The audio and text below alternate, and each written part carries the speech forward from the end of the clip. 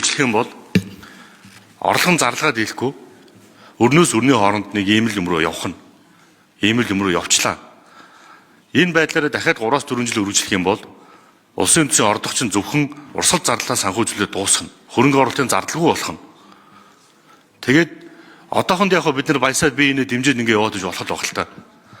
Гэхдээ эн чинь дахиад 3-4 жилийн дараах үр дагавар нь юу болох вэ гэхээр хөрөнгө оруулалтын зардалгүй болох гэдэг шүү дээ. Энэ хоёр сайдаа. Хөрөнгө оруулалт мөнгөгүй болох гэдэг шүү дээ. Гээл урсгал зарлал ингээл тэлээл гоох бид нар. Нэг баяа нэг орлого олдог айл өгч чиг. Ингээнээр ярих юм бол бид нар айлаар ярих юм бол нэг сая төгрөгийн орлоготой сарын сая төгрөгийн орлоготой сард сая 500 сая төгрөг хэрэглээд шүү дээ. Тэгээд төрүүлээ зарлага гаргацдаг. Орлого нь араас ордог. Энд чинь хэдхэн жилийн дараа өстой бид нар үнэхээр хөрөнгө оруулалт ямар ч боломжгүй нөхцөл рүү орж шин. За тэгээ инфляцийг дандаа 6% тавьчихдаг. Гэтэл өнөөдөр 10.1% байгаа. Хүнсний бараа бүтээгдэхүүн 14.6% байгаа инфляц чинь. Эн чинь юу гэхээр иргэдийн халаасанд байгаа 100 мянган төгрөгөөс 14,600 төгрөг төр хулгайлаад байна гэсэн үг шин. Халаас нь шууд авчаад байна гэсэн үг шин. Тэгээ инфляцийн эсрэг ямар бодлого байх юм? Үнийн өсөлтийн эсрэг ямар бодлого өрөх юм?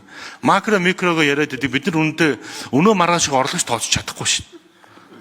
Тэгээ үн дээр та бүхэн одоо ямар бодлоготой би үнэхээр ойлгохгүй байна. Тэгээ улсын төсвийн орлого чинь 2015 онд 6 их найд байсан. Одоо өнөөдөр та нарын төсөөлөөр 34 их найдаар орж ирж байна. Улсын төсвийн орлого зарлага чинь 5.5 дахин өссөн. Иргэдийн дундад цайлан чинь 2.5 дахин өсөж байна. Яагаад тийм уруу хамааралтай вэ? Айлаар ирэх юм бол орлого олж үр хөвгөт нь буух ёстой шүү дээ. Тэр гэрт зарцуулах ёстой шүү дээ. Гэтэл ингээд улсын төсвийн орлого зарлага чинь 5.5 дахин өссөн мөртлөө иргэдийн дундаж гол цайлан чинь 2.5 дахин өсөж байгаа. 2 дахин бага.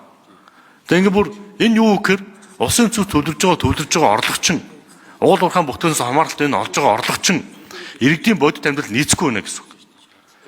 Тэдэн дээр бодит орлого болж очихгүй байна гэсэн үг. Төрийн заралт анхаагаад байна гэсэн үг. Гизээрээ таргалаад байна гэсэн үг. Төр бүгдийг нэдээд байна гэсэн үг. Төрийн албаагч биш, төрийн захиргааны байгуулагч бүгдийг нэр өөртөө шингээж зардал болгоод байна гэсэн үг. Олж байгаа орлого чи иргэдийн амьдралтай дүүх ёстой шүү дээ. Яагаад өнөөдөр худалдаа авалт сайжрахгүй вэ? Яагаад иргэдийн амьдралд өдрөөс өдөрт ордоод байгаа юм? Яагаад төрн улам данхаагаад байгаа юм? Дахиад бид нар нэг юм яг адилхан өнгөрсөн жилийнхтэйгээ яг адилхан ковидын бидний номтоо сууж шүү дээ. Уг өгүүлбэрүүд нь яг адилхан хэдэн тоон өөрчлөгддөг. Тэгээ энэ дээр одоо инхээрсэд ямар бодолтой байгаа? Энэ салбарын мэргэжлүүд нь ямар бодолтой байгаа? Бид нар ингээл нэг тоолсон болоод энийгээ баталсан болоод тэгэл нэг дараа нь гүйцэтгэлээ ярьсан болоод ингээд суугаад их юм уу? Энэ чуулганч үр дүнтэй юмэр байна шүү дээ. Аж ахуйн нэгжүүдэд та нар хардаа. Нийт бүртгэлтэй аж ахуйн нэгжүүд чинь 45% нь үйл ажиллагаа явуулж байгаа. 45% үйл ажиллагаа явуулж байгаа чинь нэгээс 20 ажилтны компани нийт ажил хүч 90% байгаа. Татврын бодлого чи ягаад том ажлын хүч рүү шилжээд байгаа юм? Ягаад жижиг дунд бизнес эрхлэлийг дэмжих надад бодлого байхгүй вэ? Макро микро түвшинд юу ч уншигдахгүй шүү дээ. Та ном дээр чи алга нэг өгүүлбэр 3 копи бичсэн шүү дээ.